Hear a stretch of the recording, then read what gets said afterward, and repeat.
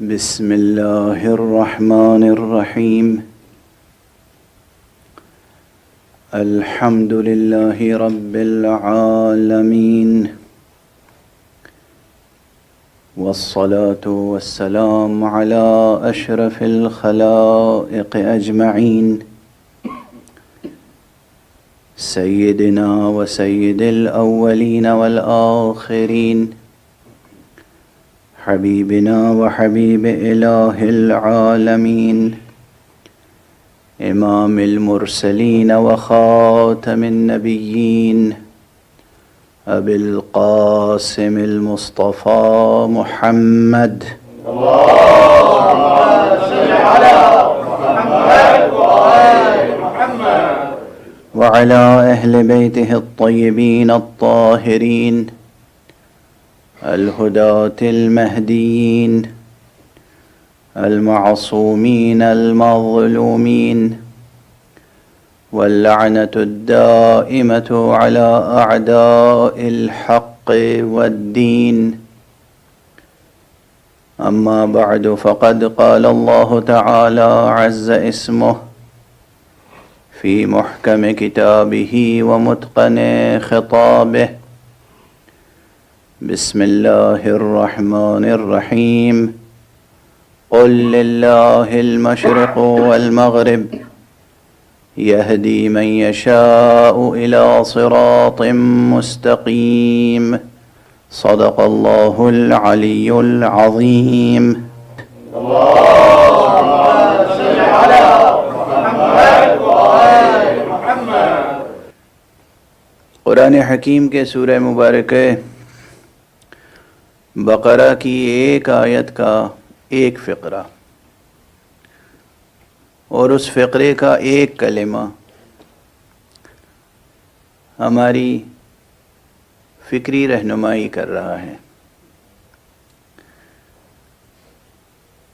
اس عنوان پر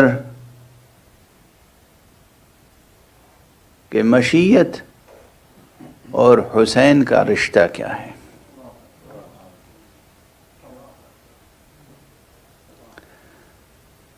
کل میں نے ایک جملہ عرض کیا تھا، بلکہ کئی مرتبہ یہ جملہ عرض کر چکا ہوں، ذات حق سبحانہ و تعالی سے متعلق، کہ ذات حق تو وہ ہے جس کا انکار ممکن نہیں ہے، اعتراف مشکل ہے. میں آپ سے گزارش کر رہا ہوں اس وقت کہ یہی کیفیت کچھ اس رشتے کی ہے.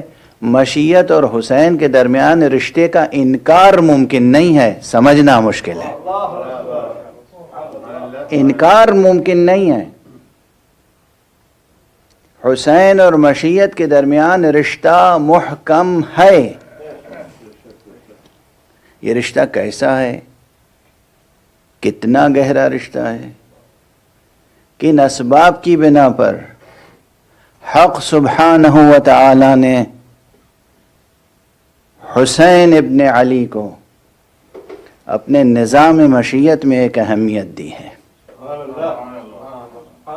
یہ راز سمجھ میں آ جائے تو مسلمان ہو جائے. ایک صلوات پڑھ دیجئے محمد و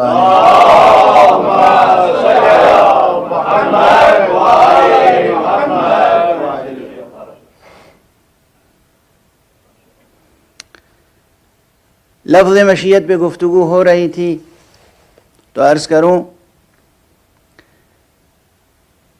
کہ بعض مصنفین نے مشیت کی ترجمانی میں، یعنی لفظ مشیت کے ترجمے میں لفظ تجلی بھی استعمال کیا ہے، اور مشیت کی تعریف اس طرح کی ہے کہ مشیت وہ تجلی ذات الہی ہے جو کسی شے کو عدم سے وجود میں لاتی ہے یا وجود سے عدم میں لے جاتی ہے. مشیت وہ تجلی ذات الہی ہے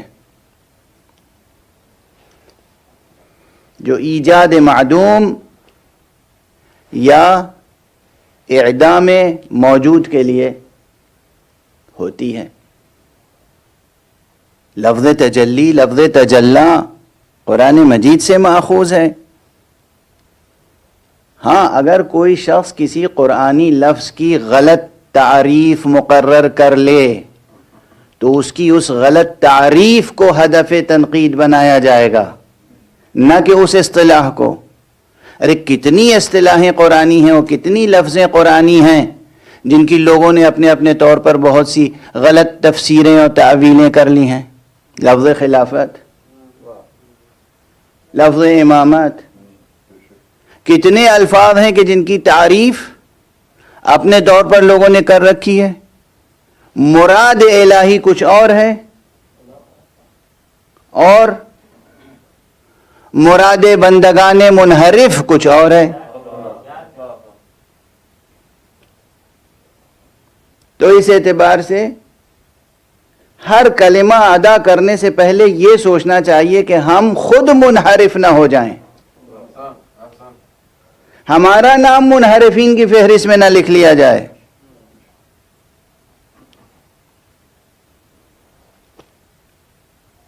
بہرحال یہ ایک تعریف ہے کہ تجلی مشیت تجلی ذات الہی ہے، اور ہے، اس میں کوئی شک نہیں. اس حد تک میں اس فقرے سے متفق ہوں. مشیت تجلی ہے، وہ نور ہے. حق سبحانہ و تعالیٰ کی ذات کنہ ذات کے لحاظ سے کسی کے تصور میں نہیں آ سکتی، اس کی تعریف ممکن نہیں ہے. لیکن اتنا تو ہے کہ وہ نور ہے. اس نے خود تعارف کرایا ہے، اللہ نور السماوات والارض. وہ نور ہے، وہ آسمانوں اور زمینوں کا نور ہے. نور کا کلمہ علی الاطلاق اپنے پورے کمال اور تجرد کے ساتھ جب ادا کیا جائے گا تو اس کا مصداق سوائے ذات الہی کے کوئی ہو نہیں سکتا. اور جب وہ نور ہے تو اس کے تمام اسماء تجلیاں ہیں، تمام صفات تجلیاں ہیں، تمام افعال تجلیاں ہیں. دامن نور میں تجلی کے علاوہ ہوتا کیا ہے؟ صلوات پڑھ دیجئے محمد و آل محمد.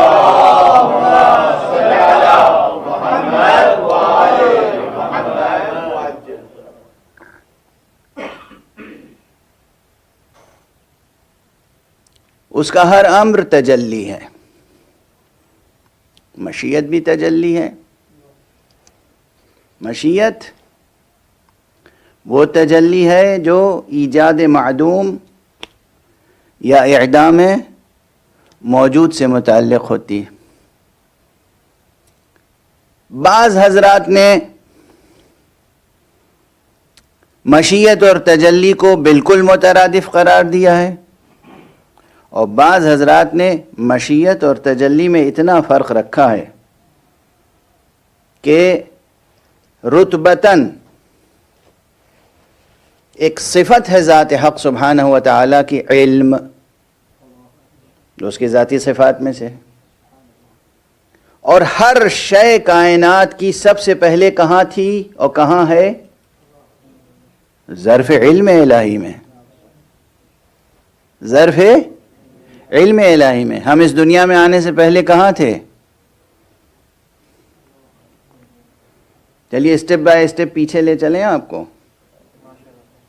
آپ جو یہاں تشریف فرما ہیں، آپ اس سے پہلے کہاں تھے؟ آغوش مادر میں تھے. آغوش مادر سے پہلے کہاں تھے؟ رحم مادر میں تھے. رحم مادر سے پہلے کہاں تھے؟ صلب پدر میں تھے. صلب پدر سے پہلے کہاں تھے؟ ارادہ الہی میں تھے. ارادہ الہی سے پہلے کہاں تھے؟ مشیت الہیہ میں تھے. مشیت الہیہ سے پہلے کہاں تھے؟ علم الہی میں تھے. اب میں نے بہت سی بیچ کی کڑیاں حذف کر دی ہیں. اب سمجھ میں آئی ترتیب؟ اب ادھر سے جب نزول ہوگا تو کیسے ہوگا؟ سب سے پہلے یہ ما سوی اللہ جو کچھ ہے یہ تھا کہاں؟ کہاں سے آیا؟ علم الہی میں. اپنی زندگیوں کی قدر و قیمت سمجھیے گا کیا ہے.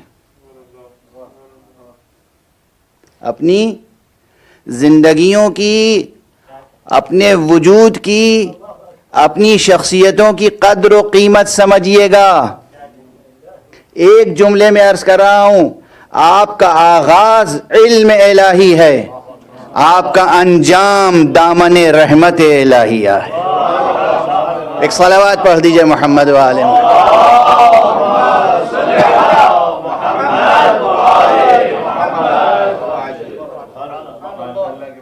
کاش یہ جملہ یاد رہ جائے، محفوظ ہو جائے اور سمجھ میں آ جائے۔ آغاز آپ کا، ازل آپ کا علم الہی، اور ابد دامن رحمت الہیہ۔ انا للہ و انا الیہ راجعون، ہم اللہ کے ہیں، اللہ سے ہیں، اللہ کی طرف سے ہیں اور اللہ ہی کی طرف جا رہے ہیں۔ تو آئے کہاں سے تھے؟ ظرف علم الہی سے، اور پہنچیں گے کہاں؟ دامن رحمت الہیہ۔ علم بھی صفت رب، رحمت بھی صفت رب۔ ایک صلوات پڑھ دیجئے محمد و آل محمد۔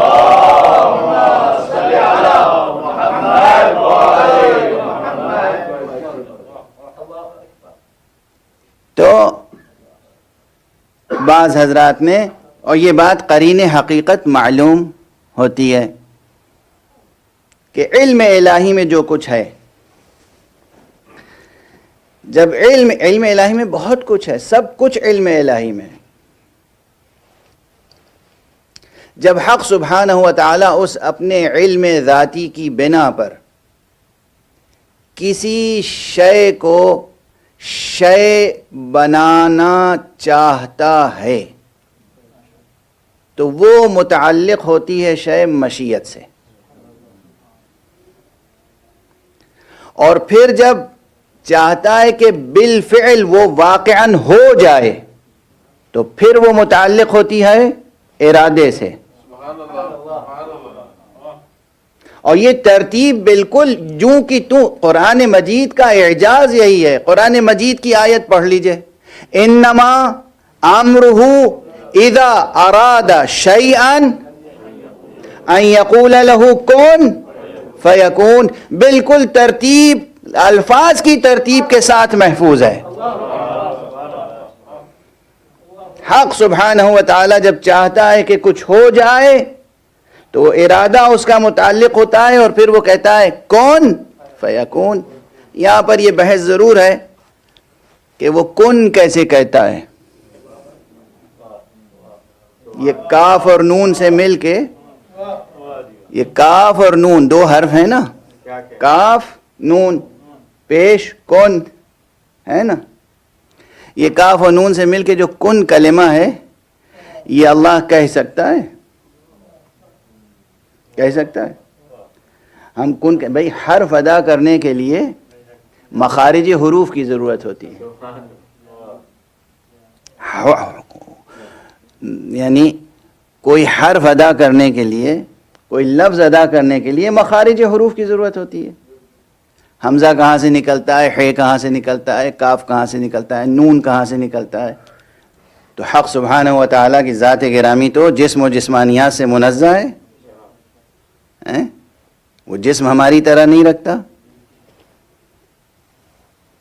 وہ ہماری طرح منہ نہیں رکھتا، مگر زبان رکھتا ہے۔ وہ یعنی یہاں دو قول ہیں۔ ایک قول یہ ہے کہ کن کے معنی یہ ہے ان یقول لہ کن فیکون، کن کے معنی یہ ہے کہ اللہ سبحانہ و تعالی واقعاً یہ لفظ کن، حرف کن ایجاد کرتا ہے، یہ لفظ ایجاد کرتا ہے خلق کرنے کے لیے، اور پھر وہ شے خلق ہو جاتی ہے۔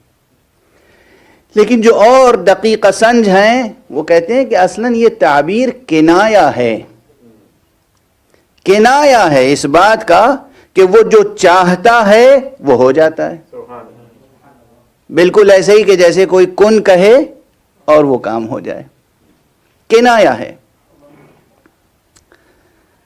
اچھا دیکھیں، یہ لطف پروردگار ہے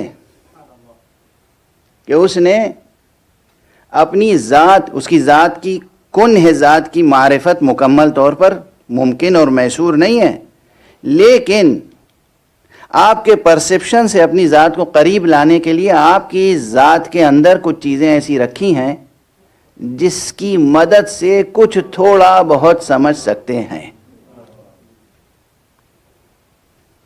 اب اس کی مثال دے دوں. یہ لطف پروردگار ہے. دیکھیے ازل اور ابد کے اسرار سمجھانے کے لیے وہ رب ہے نا. رب علی الاطلاق، قادر علی الاطلاق، عالم علی الاطلاق، خالق علی الاطلاق. تو وہ ہے. اب میں پھر عرض کروں گا متکلمین اور فلاسفہ سے ہاتھ جوڑ کے کہ کاش اپنی اصطلاحوں تک محدود نہ رہیں، ہماری تعبیروں کی لطافت کو بھی محسوس کریں. وہ قادر وہی تو ہے جو ناممکن کو ممکن بنا دے. سبحان اللہ. اب متکلمین تو یہ کہہ کے گزر جائیں گے کہ مقدور جو چیز ہوگی وہی متعلق قدرت الہیہ ہوگی. اگر مقدور نہیں ہے تو وہ مجھے اس اسٹیٹمنٹ سے کوئی اختلاف نہیں ہے. لیکن یہاں تک آئیے کہ حق سبحانہ و تعالیٰ کی مکمل معرفت حاصل ہونا ناممکن ہے، مگر اس نے اسباب لطف دروازے کھولے ہیں، دریچے کھولے ہیں، راستے بنائے ہیں. اس وقت ایک بات عرض جو کرنا چاہ رہا ہوں اس سے پہلے ایک بات وہ دہرا دوں جو پہلے کبھی کہہ چکا ہوں. آخرت لوگوں کی سمجھ میں نہیں آتی تھی، اب بھی نہیں آتی ہے. حق سبحانہ و تعالی نے آخرت پر یقین نہیں آتا تھا لوگوں کو، تو ایک چیز ایسی بنائی جس سے انسان آخرت پر یقین کرنے کے قابل ہو جائے، وجداناً، اور وہ ہے خواب.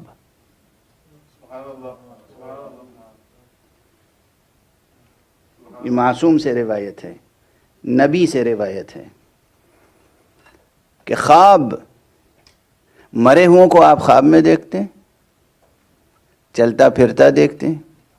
اور یہی نہیں کہ جو کچھ آپ کے ذہن میں ہے سوچ کے سوئے تھے وہی دیکھتے ہیں. نہیں، خواب کی قسمیں.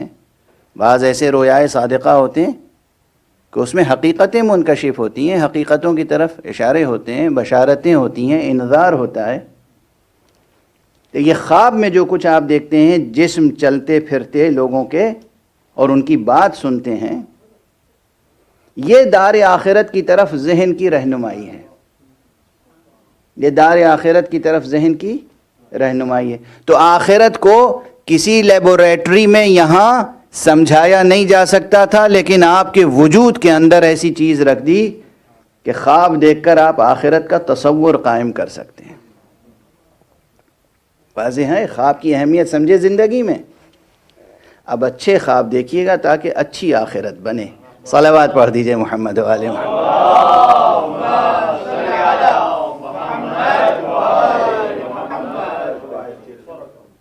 اپنی پلکوں پہ ایسے خواب سجائیے جس سے اچھی آخرت بنے. بہرحال یہ لطف الہی ہے کہ وہ حقیقت مستقبل کی، وہ حقیقت ہماری اور آپ کی زندگیوں کے مستقبل کی، وہ حقیقت جو کسی سائنٹیفک لیبوریٹری میں یہاں ایگزامن نہیں کی جا سکتی تھی، یا ڈسپلے نہیں کی جا سکتی تھی، یا اس پر کسی طرح سے روشنی نہیں ڈالی جا سکتی تھی، اس طرح تیز روشنی اس پر پڑتی ہے خواب میں کہ انسان آخرت کا تصور قائم کر سکتا ہے. اور تصور ہی نہیں، یقین قائم کر سکتا ہے. بالکل اسی طرح حق سبحانہ و تعالیٰ کے کن فیکون کا تجربہ آپ اپنی ذات کے اندر کر سکتے ہیں. کیسے؟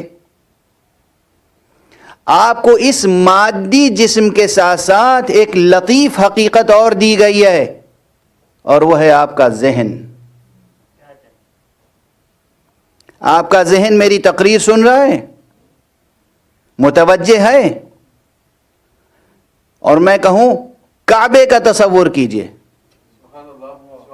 کعبہ ذہن میں آ گیا نہیں؟ ارے ابھی کہا ہو کعبہ آ گیا ذہن میں. کربلا کا تصور کیجئے، تصور آ گیا. واضح ہے. ذہن کا ظرف وہ ہے کہ جہاں جو طے کیجئے فوراً ہو جاتا ہے.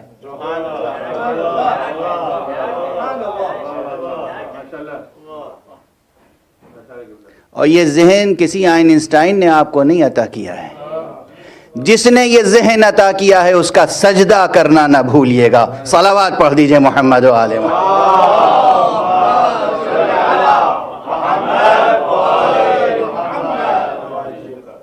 اپنے ذہن کا کرشمہ دیکھا؟ ایک غریب فقیر آدمی فٹ پاتھ پہ بیٹھا ہوا ہو اور میں اسے کہوں دیکھو تم اپنے ذہن میں ایک محل بنا لو اور پھر دعا کرو، اللہ ویسے ہی محل تمہیں عطا کرے گا. تو جب میں کہوں گا اپنے ذہن میں محل بنا لو، بنانے میں دیر لگے گی کیا؟ توجہ ہے. عالم خارجی میں ہمیں اس ظرف زمان و مکان کی محدودیتیں اور مجبوریاں یہ ہیں کہ ہمیں خود اپنے ذہن سے خارج میں منتقل کرنے میں دیر لگے گی. یہ ہے ہماری عاجزی. اور وہ جو چاہتا ہے کر دیتا ہے، یہ ہے اس کی قدرت. وہ قادر ہے، ہم عاجز. وہ قادر ہے، ہم عاجز بندے ہیں. وہ قادر معبود، ہم عاجز عبد. وہ قادر معبود. تو وہ جو چاہتا ہے فوراً ہو جاتا ہے. ہم جو چاہتے ہیں ذہن میں تو فوراً ہو جاتا ہے، زمین پر ہونے میں دیر لگتی ہے. یہ ہماری عاجزی کی بنا پر. اور اگر کسی بندے عاجز کا تعلق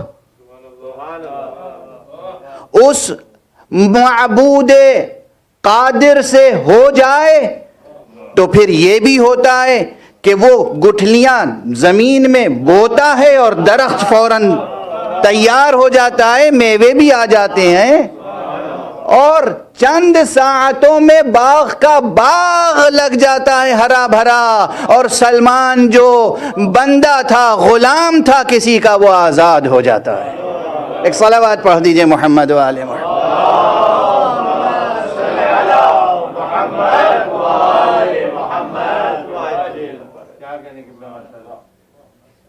یہ کیسے ہوتا ہے؟ ہم ذہن میں سوچتے رہ جاتے ہیں اور خارج میں کرنے میں ہمیں ایک وقت لگتا ہے. اور یہاں بھی نسبی ہے، یہ چیز ریلیٹیو ہے. جس کے وسائل کم ہوں، ایک غریب آدمی فقیر آدمی سوچے محل تعمیر کرے، ایک دیوار اٹھانے میں عمر گزر جاتی ہے. اور کہیں کوئی سرمایہ دار جس نے سارے فقیروں کا مال خود غصب کر رکھا ہے، وہ سرمایہ دار طے کر لے تو ظاہر ہے وہ سرمایہ دار ہے، اس کے پاس سرمایہ بھی ہے اور سرمایہ سے وہ مزدور بھی فراہم کر سکتا ہے، میٹیریل بھی فراہم کر سکتا ہے اور ایک رات میں پورا محل تیار کر سکتا ہے. تو نسبی ہوا یا نہیں ہوا؟ ایک شخص جس کے پاس وسائل نہیں ہیں وہ نہیں کر سکتا، یا کرنا چاہے تو وقت چاہیے. جو کام کوئی دوسرا 10 سال یا 50 سال میں کرے گا، وہ کوئی صاحب قدرت اور صاحب سرمایہ 1-2 دن میں یا ایک شب میں کر سکتا ہے. جب انسانوں میں یہ تفاوت ہے تو وہ خالق متعال جو چیز جس شے سے متعلق اس کی مشیت ہو جائے، ادھر مشیت متعلق ہوئی اور پھر ارادہ متعلق ہوا. یہیں پہ فرق ہے. کچھ چیزیں اس کی مشیت میں ہوتی ہیں، ارادے میں نہیں ہوتی. کچھ چیزیں اس کی مشیت میں ہوتی ہیں لیکن اس سے اس کی رضا متعلق نہیں ہوتی. مشیت میں ہے مگر وہ راضی نہیں ہے. مشیت میں ہے مگر امر فعلی، اذن فعلی نہیں ہے. اسی لیے کبھی وہ امر کرتا ہے مگر چاہتا نہیں ہے کہ وہ کام ہو. کبھی وہ منع کرتا ہے اور چاہتا ہے کہ وہ کام ہو. مفسرین متکلمین حیران ہیں یہیں پر. 2 باتیں میں نے عرض کی، مثال ابھی دے دوں. اس نے آدم اور حوا کو منع کیا کہ اس شجرے سے پھل نہ کھانا، منع کیا نہیں فرمائی مگر چاہا کہ یہ کھائیں، مشیت متعلق ہوئی۔ حضرت ابراہیم سے کہا بیٹے کو ذبح کرو، امر کیا نا، مگر چاہا نہیں کہ بیٹا ذبح ہو۔ دونوں قرآنی مثالیں ہیں، دونوں قرآنی مثالیں ہیں۔ حضرت آدم نے کیا کہا تھا؟ یہ بیٹے اسماعیل، میں خواب دیکھ رہا ہوں کہ تمہیں ذبح کر رہا ہوں، تو بیٹے نے کیا کہا؟ بابا آپ وہ کام کیجئے جس کا آپ کو حکم دیا گیا ہے، نبی کا خواب ہے، حکم ہوتا ہے۔ تو امر تھا مگر پروردگار کی طرف سے اذن فعلی نہیں تھا۔ مراتب سمجھے آپ؟ مراتب واضح ہو رہے ہیں؟ تو مشیت اور ارادے کی بحث ہے مشکل، اور جہاں مشیت کے بعد ارادہ بھی متعلق ہو جائے تو معلوم ہوا کہ علم الہی میں بھی ہے، مشیت میں بھی ہے، ارادہ بھی متعلق ہے، رضا بھی ہے، تو پھر ممکن نہیں ہے کہ وہ کام متحقق نہ ہو۔ جہاں یہ سب چیزیں جمع ہو جائیں وہاں شان یہ ہوتی ہے کہ انما یرید اللہ لیذہب عنکم الرجس اہل البیت ویطہرکم تطہیرا۔ ایک صلوات پڑھ۔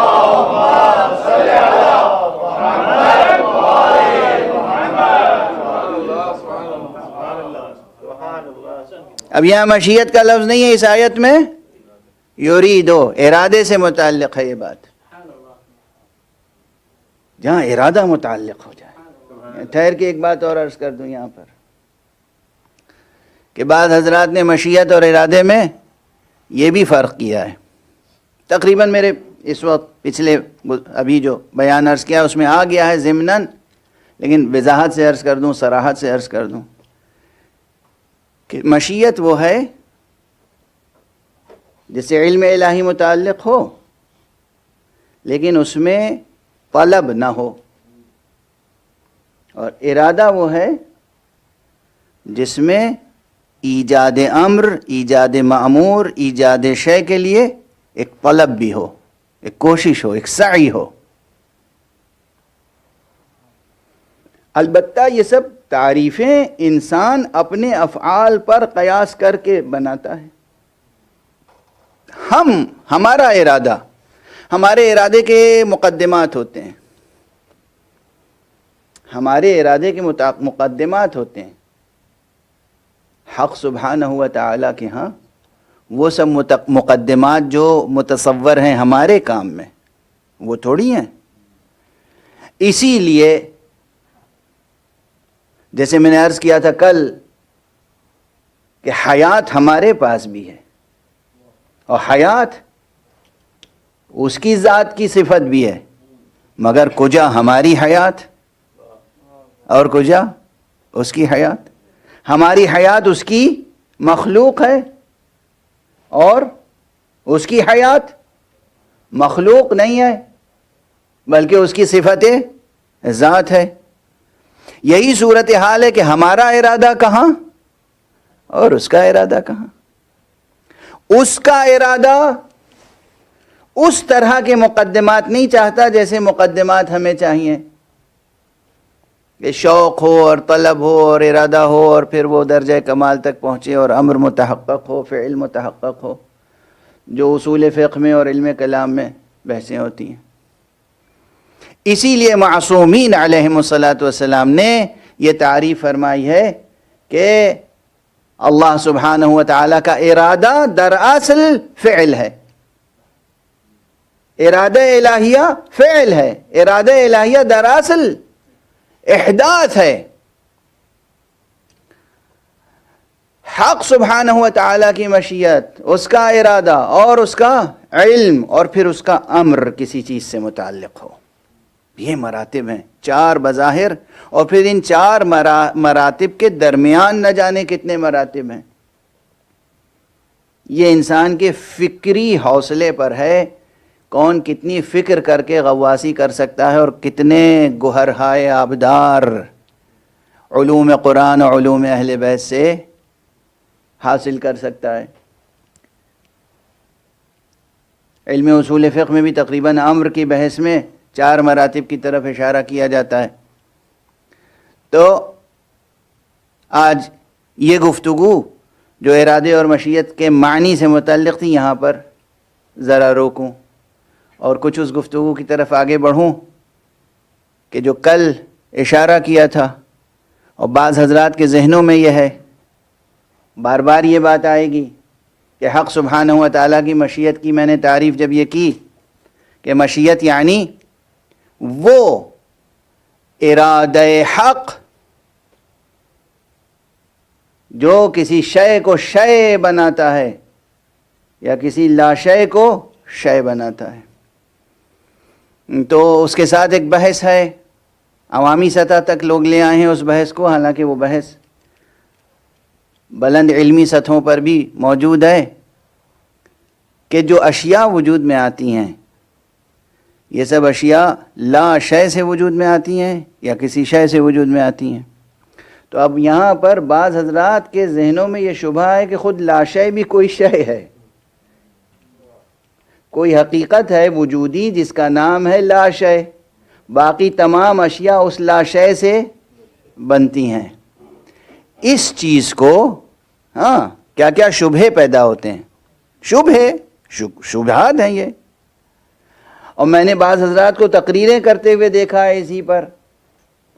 تو عرض کر دوں کہ وہ مسائل جو ذات حق سے متعلق ہوں، وہ مسائل جو علوم قرآن سے متعلق ہوں، ان مسائل میں حکم کوئی نہیں ہو سکتا سوائے ان ذوات مقدسہ کے جنہیں حجت اور حکم بنا کر خود حق سبحانہ و تعالی نے بھیجا ہو۔ اور یہاں پر آج میں کسی اور کا جملہ نہیں عرض کروں گا، آج اس ذات گرامی، اس مرکز بیت عصمت کے جملے کی طرف اشارہ کروں گا جو مرکز بیت تطہیر بھی ہے۔ ابھی میں نے پڑھی تھی نا آیت آپ کے سامنے، انما یرید اللہ لیذہب عنکم الرجس اہل البیت ویطہرکم تطہیرا۔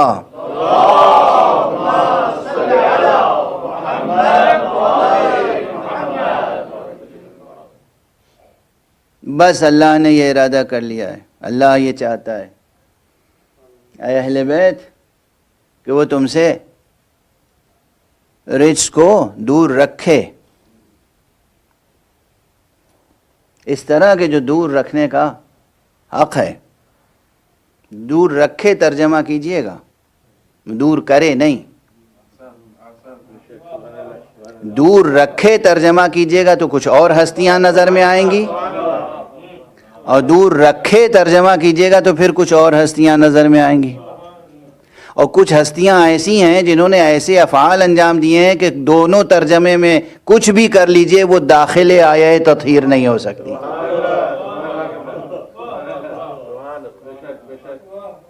مثلا کوئی خاتون ہو، اسے پابند کیا گیا ہو کہ آپ گھر سے باہر نہ نکلیے گا، کسی کو رتبہ دیا گیا ہو کہ ہم آپ کو ماں ہونے کا رتبہ دیتے ہیں، اور وہ گھر سے بھی نکلے اور اپنے بچوں کو ذبح بھی کر ڈالے، ذبح کرنے کی انتہا کر دے، ہزاروں، 10,000، 20,000، صرف ایک ضد پر، ایک ہٹ پر۔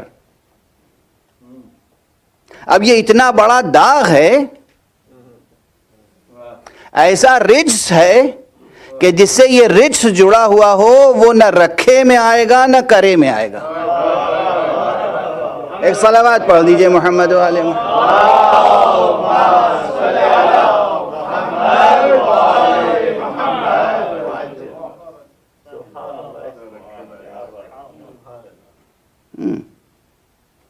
اس لیے کہ آیت تو پہلے نازل ہو چکی تھی، اگر رکھے یا کرے میں بھی شامل ہو جاتی تو بعد میں یہ کرتی نہیں،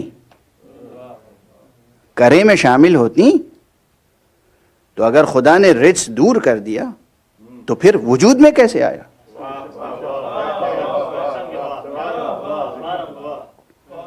مگر یہ ممکن ہے اللہ وعدہ کرے پورا نہ کرے۔ اللہ نے کہا کہ ہم رجس کو دور کریں گے اور نہیں کیا اس نے، اور اگر کر دیا تھا تو پھر اتنا بڑا عصیان کیسے ہوا کہ زندگی بھر توبہ کرتی رہیں؟ اور پھر بھی یہ شک و شبہ رہا کہ پتہ نہیں خدا مجھے معاف کرے گا یا نہیں. یہ سب کلمات ہیں یا نہیں ہیں؟ بہرحال ایک صلوات پڑھ دیجئے محمد و آل محمد.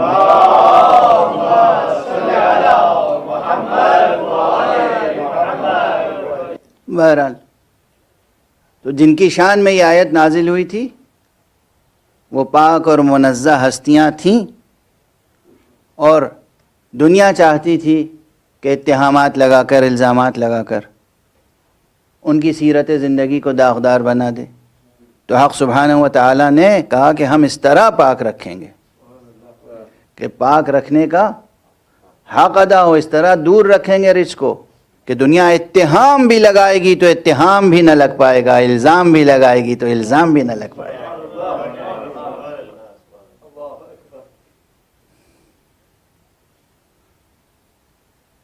اس مرکز تطہیر کی مرکزی شخصیت اس روایت کے مطابق جو ہمارے یہاں بہت عام ہے،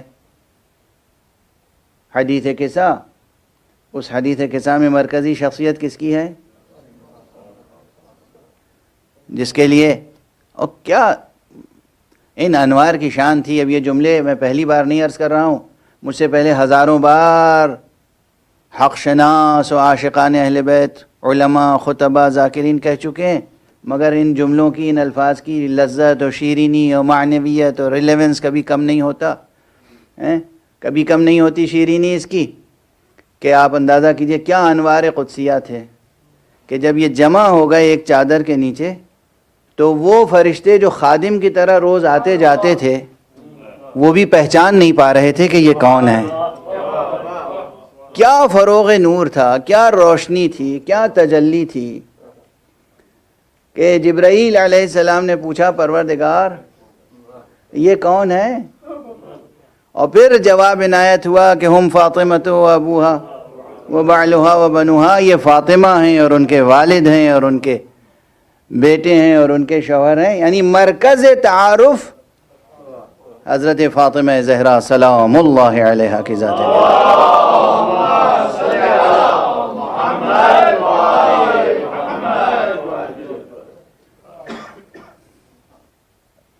اب میں بیوی کے تعلق سے ایک جملہ عرض کروں. حق سبحانہ و تعالیٰ نے جو آداب مقرر کیے ہیں، ان آداب اور ان اخلاق اور ان اقدار اور ان احکام اور ان اوامر کہ کس قدر پابند تھیں، لیکن علم قرآن، علوم قرآن اور علوم مقام ختم نبوت کی کیسی وارث و خزینہ دار تھیں کہ مولا علی علیہ السلام مجھے معاف فرمائیں گے، اور یقین ہے کہ معاف نہیں بلکہ خوش ہوں گے میرے اس جملے سے کہ آقا آپ کی پوری نہج البلاغہ ایک طرف اور بی بی فاطمہ زہرا کا خطبہ ایک طرف. آپ مرد تھے، آپ کا کام تھا بار بار کسی چیز کو بیان کرنا، سمجھانا، تشریح کرنا، درس دینا، تو آپ دیتے رہے تو آپ کے بیانات کا مجموعہ پھیل گیا. لیکن وہ لب لباب، وہ مطلب، وہ خلاصہ، وہ ایک مرتبہ بی بی کو موقع ملا تو اس طرح بیان کر دیا کہ ایک ایک جملے میں اس کے ایک ایک نہج البلاغہ پوشیدہ ہے.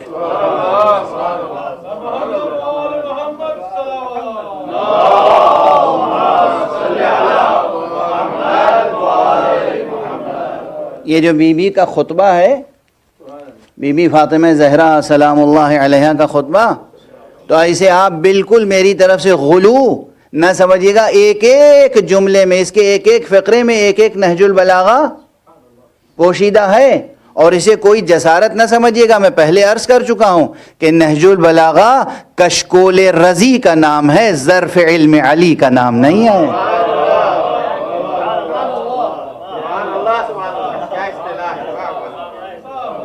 کشکول جانتے ہیں نا آپ کسے کہتے ہیں؟ کشکول وہ کاسا فقیروں کا جو وہ لے کے پھرتے ہیں، اس میں لوگ ڈالتے ہیں اور وہ جمع کر لیتے ہیں. تو سید رضی کی کشکول کا نام ہے نہج البلاغہ، علم علی کے ظرف کا نام نہیں ہے نہج البلاغہ.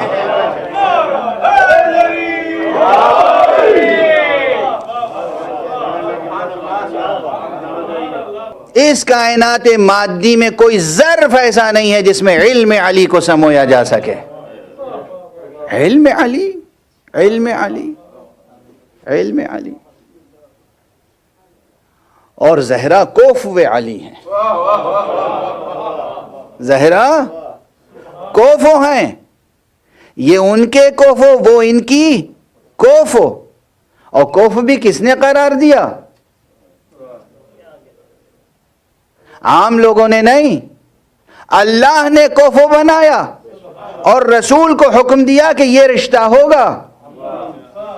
تو اب کوفو ہونے میں کوئی شبہ نہیں ہے. تو اگر علی علیہ الصلاۃ والسلام کے پاس علوم کا ذخیرہ ہے تو زہرا کے پاس علوم کے ذخیرے میں کوئی کمی نہیں ہے.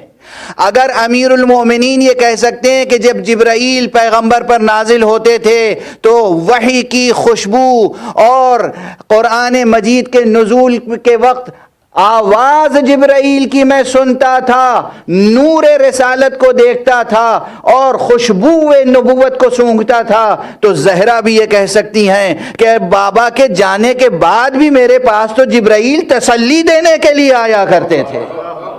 ایک صلوات پڑھ دیجئے محمد و آل محمد.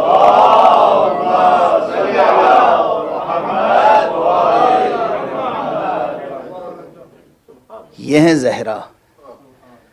تو بی بی جناب زہرا سلام اللہ علیہا کے خطبے میں ایک فقرہ یہ بھی ہے کہ اللہ سبحانہ و تعالیٰ کی شان خلقت و شان ابداع کے بارے میں فرماتی ہیں کہ ابتدع الاشیاء لا من شیء، لا من شیء. جو اہل علم ہیں وہ توجہ رکھیں.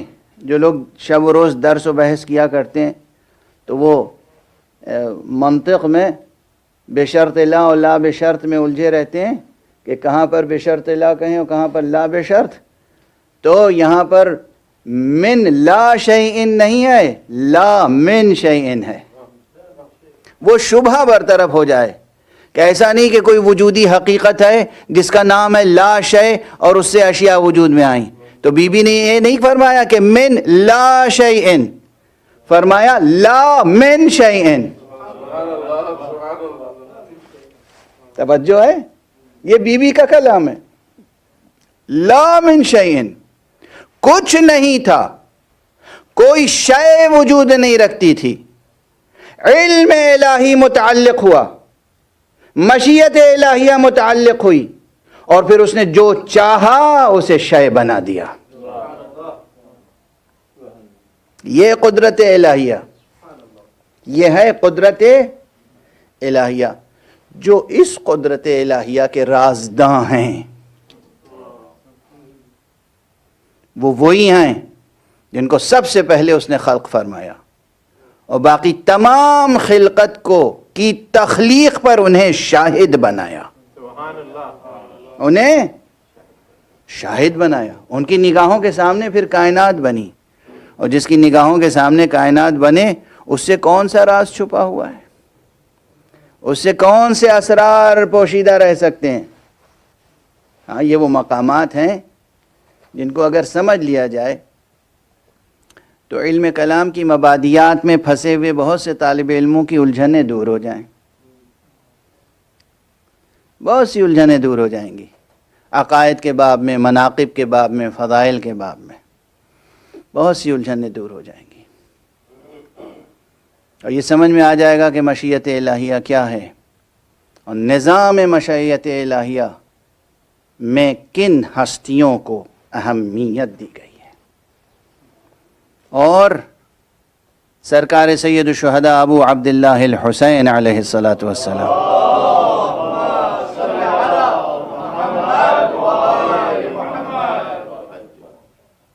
کی منزلت اور ان کا رتبہ اور ان کا مقام کیا ہے.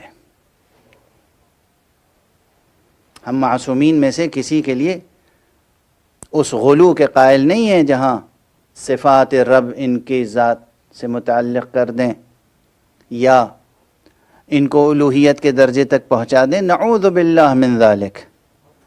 لیکن ہاں ہم ان مراتب اور ان کمالات اور ان اوصاف کا بھی انکار نہیں کر سکتے جو انہیں حق نے عطا کیے ہیں، جو انہیں حق نے عطا کیے ہیں.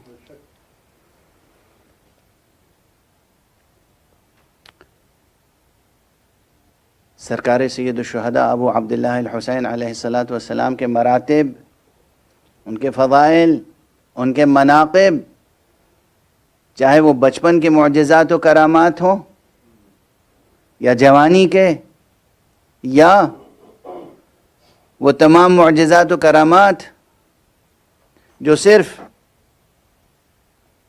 28 رجب سن 60 ہجری سے لے کر اور 10 محرم سن 61 ہجری تک رونما ہوئے ہیں، وہ کم نہیں ہیں. اگر کوئی شخص، کوئی اہل ہمت، کوئی اہل حوصلہ، کوئی اہل مطالعہ سرکار سید الشہداء کی حیات طیبہ کو اس نقطہ نظر سے تقسیم کرے ادوار میں، تو ایک دور وہ ہے کہ جو آپ کا حیات پیغمبر میں گزرا، یعنی براہ راست آغوش نبی میں گزرا. کبھی آغوش نبی میں ہوتے تھے، کبھی پشت نبی پر ہوتے تھے، اور یہی نہیں کہ پشت نبی پر صرف کسی عید کے دن ہوتے تھے، نہیں، محراب عبادت میں، مسجد میں سرکار نماز پڑھ رہے ہیں اور حسین پشت پر ہیں. یہ سب ایسے ہی واقعات نہیں ہے کہ انہیں گھریلو واقعہ سمجھ لیا جائے. سب بیان کرتے ہیں نا اسے، اس کا کوئی انکار نہیں کرتا. لیکن یہ یاد رکھیے کہ ہر واقعہ جو اس روئے زمین پر رونما ہوتا ہے، اس واقعے کی ایک معنویت عالم بالا میں ہوتی ہے، اور عالم بالا میں جو حقیقتیں ہوتی ہیں ان کا اظہار اس زمین پر ہونے والے واقعات میں ہوتا ہے. وہ حسین تو ایک دور وہ ہے جس سے متعلق اس دور میں امام حسن اور امام حسین کے جو معجزات ہیں، معجزات، بچے کھیلتے ہیں، بچپن کے زمانے کے تقاضے ہوتے ہیں. مثلا روایتیں ہیں کہ حسنین علیہم السلام بچوں کے ساتھ کھیلا کرتے تھے، اور اصحاب گواہ ہیں کہ جب امام حسن یا امام حسین ہاتھ اٹھا کر کسی پرندے سے کہتے تھے کہ آ جاؤ، تو وہ پرندہ ان کے قریب آ جاتا تھا.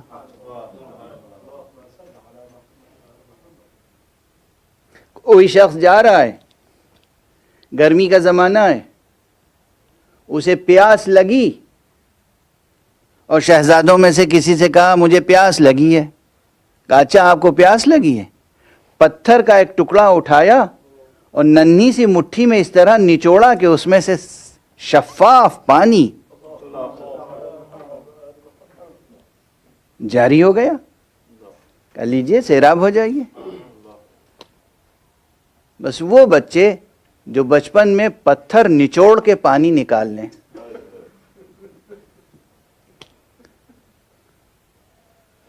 یہ مشیت کا تقاضا تھا کہ کربلا میں پیاسے رہیں.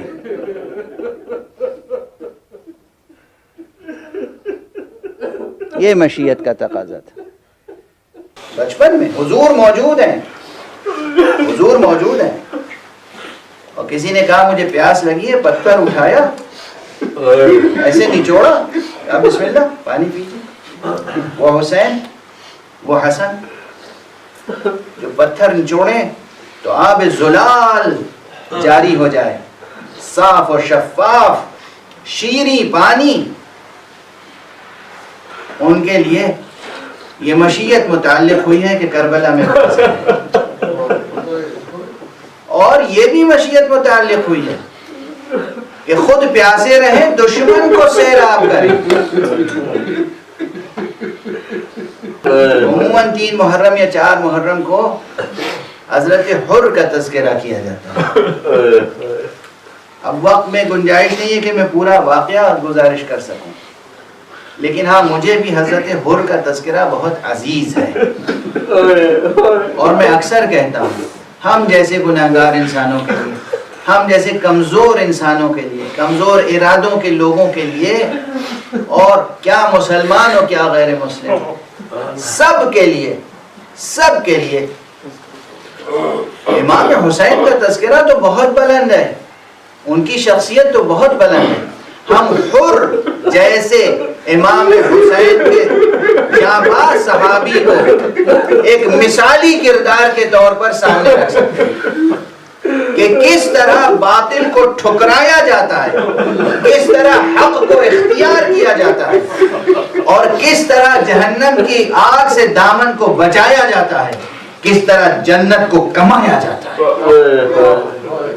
اور کی سیرت پڑھ لیجئے، اور کا کردار کہ یہ حر ہی کا قافلہ تو تھا جس پر تمام حر کا رسالہ، حر کا لشکر، جس پر تمام تاریخیں متفق ہیں کہ کربلا پہنچنے سے پہلے راستے میں آ کر امام حسین کو روکا، اور جب امام حسین کو روکنے کے لیے آیا ہے دشمن کی حیثیت سے، تو امام حسین نے پہلا کام کیا کیا؟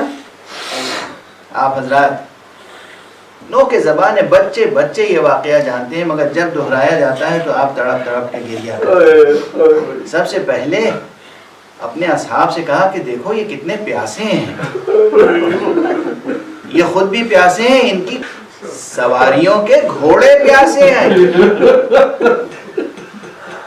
مشکوں کے دہانے کھول دیے گئے، خوب سیراب کیا گیا۔ ایک واقعہ جو کبھی نہیں فراموش کرتا میں، وہ ایک شخص ہے جس کا نام ہے علی ابن طعان محاربی۔ وہ کہتا ہے کہ اتنی پیاس تھی مجھے، آنکھوں میں دھند چھا گئی تھی۔ لوگ امام حسین کے صحابی کھڑے ہیں اور مشک کا دہانہ کھلا ہوا ہے، مجھے پانی پلانا چاہ رہے ہیں، مگر پانی ادھر ادھر گر رہا ہے، میں پی نہیں پا رہا ہوں، اتنا نڈھال، اتنا بدحواس، آنکھوں میں دھند۔ تو میں نے دیکھا کہ خود امام حسین آگے بڑھے آئے اور اپنے چلو سے اس مشکیزے کے دہانے سے پانی لے کر مجھے پلایا۔ یہ ہے حسین، یہ ہے حسین، یہ ہے حسین۔ اجرکم علی اللہ، اور آپ کو کسی غم میں نہ رلائے سوائے غم حسین۔ میں یہی دعا ہمیشہ کرتا ہوں کہ پروردگار آپ کی آنکھوں کو ہمیشہ غم حسین میں اشکبار رکھے، اور سوائے غم حسین کسی اور غم میں آپ کو اشکباری کرنا نہ پڑے، آپ کا حوصلہ بلند رہے، آپ کو صبر نصیب رہے، آپ کو قوت نصیب رہے۔ بس ایک منظر کی طرف اور اشارہ کر کے اور دعا پر مجلس کو ختم کرتا ہوں۔ یہی حر ہے، کربلا لے آیا آقا کو، کربلا میں روکا، حصار تنگ کیا، دریا کے کنارے خیمے برپا نہیں کرنے دیے۔ دوسری محرم سے تاریخیں گزرتی رہیں، 7ویں محرم سے خیام حسینی میں پانی کی اتنی قلت ہو گئی کہ بچوں کی زبان پر العطش العطش، 7ویں گزری، 8ویں گزری، اور 9ویں تاریخ آئی 10ویں کی شب۔ اب مورخین کہتے ہیں کہ یہ حر ہے جو اپنے گھوڑے پر بیٹھا ہوا ہے اور اس کا رخ خیام حسینی کی طرف ہے، جیسے کسی آواز پر گوش پر آواز ہے۔ اس کا بیٹا آیا، اس کا خادم آیا، بیٹا آیا، بھائی آیا، اور سب دیکھ رہے حر کو ہو کیا گیا ہے۔ بیٹے نے کہا، خادم نے کہا بار بار آ کر خیمے میں چلیے، کھانا لگ گیا ہے، دسترخوان لگ گیا ہے۔ اور جیسے کسی کی بات نہیں سن رہا ہے، کوئی ایسی آواز سن رہا ہے کہ جس آواز سے اسے ایک خاص وابستگی ہو گئی ہے، ایک خاص جاذبیت ہے۔ جب وقت گزر گیا، بیٹے نے قریب آ کے پوچھا، بابا کیا کیفیت دیکھ رہا ہوں، رات گزر رہی ہے، کھانا تناول نہیں فرمائیں گے؟ تو حر نے کہا، بیٹے اتفاق سے یہ حر کے بیٹے کا نام بھی علی ہے، علی ابن حر، علی ابن حر۔ کہا بیٹے تم کوئی آواز سن رہے ہو؟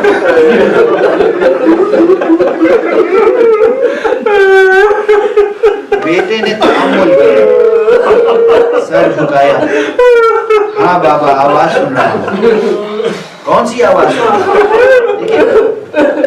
دیکھیے اب یہاں بہت سی باتیں ہیں۔ بیٹا ہے، بیٹے کا نام علی ہے، حر کا بیٹا ہے۔ آوازیں تو بہت تھیں، آوازیں تو اس وقت بہت تھیں۔ خود عمر ابن سعد نحس کے لشکر میں شادیانے بج رہے تھے، آوازیں تو بہت تھیں وہاں پر، لیکن اس بیٹے نے کہا ہاں بابا میں آوازیں سن رہا ہوں۔ حسین کے خیمے سے الآتش بچے الآتش، اب بیٹے اب تم بتاؤ فرزند رسول، فرزند فاطمہ، خامس آل عباد، ان کے خیمے میں بچے پیاسے اور ہم سیر و سیراب ہو جائیں۔ شب گزر گئی، صبح عاشورہ نمودار ہوئی، کوئی چھپ کر مخفیانہ طور پر حر آقا حسین سے ملحق نہیں ہوا تھا۔ گیا عمر سعد سے مناظرہ کیا، گفتگو کی، کیا واقعاً تو نے یہ طے کر لیا ہے کہ فرزند رسول سے جنگ ہوگی، فرزند رسول کو قتل کرے گا؟ جب اس نے کہا ہاں تو بس رخ موڑا، آقا حسین کی خدمت میں آیا، اب سر جھکا ہوا ہے ندامت سے، آقا تک پہنچا۔ آقا نے، آقا کے بھائی عباس نے، آقا کے بیٹے علی اکبر نے، آقا کے اصحاب نے بڑی عزت سے استقبال کیا، اور نے معافی مانگی۔ آقا نے کہا کچھ دیر توقف نہیں کرو گے؟ کہا نہیں آقا مجھے اجازت بس میں جس جملے تک آپ کو زحمت دینا چاہتا ہوں بس وہی آخری جملہ ہے۔ کہتے ہیں کہ حر نے اجازت لی اور اس کے بعد اپنے بیٹے سے مخاطب ہو کے کہا بیٹا میں چاہتا ہوں پہلے تم جاؤ تاکہ تم آقا کی راہ میں، خدا کی راہ میں آقا پر اپنی جان نثار کرو، اور میں اس کا بھی اجر لوں، خدا سے اجر حاصل کروں کہ پروردگار تیری راہ میں حسین پر میں نے اپنا جوان بیٹا قربان کیا۔ عزیزہ نے گرامی، علی ابن حر میدان میں گیا، جنگ کی، شہید ہوا، اس نے اپنے بابا کو آواز دی۔ جب حر پہنچا تو دیکھا بیٹے کے لاشے پر حسین رو رہا ہے۔ کہا یا ابن رسول اللہ، آقا گنہگاروں کا یہ ذرا۔ کہاں حر مجھے معلوم ہے بوڑھے باپ سے جوان بیٹے کا لاشا نہیں اٹھتا، اس لیے میں آ گیا ہوں۔ یا حسین یہ کرم فرما رہے ہیں حر پر، اور کچھ ہی دیر بعد شبیہ پیغمبر علی اکبر کا لاشا ہوگا اور آپ کو انا للہ و انا الیہ راجعون بقضائه وتسلیمه۔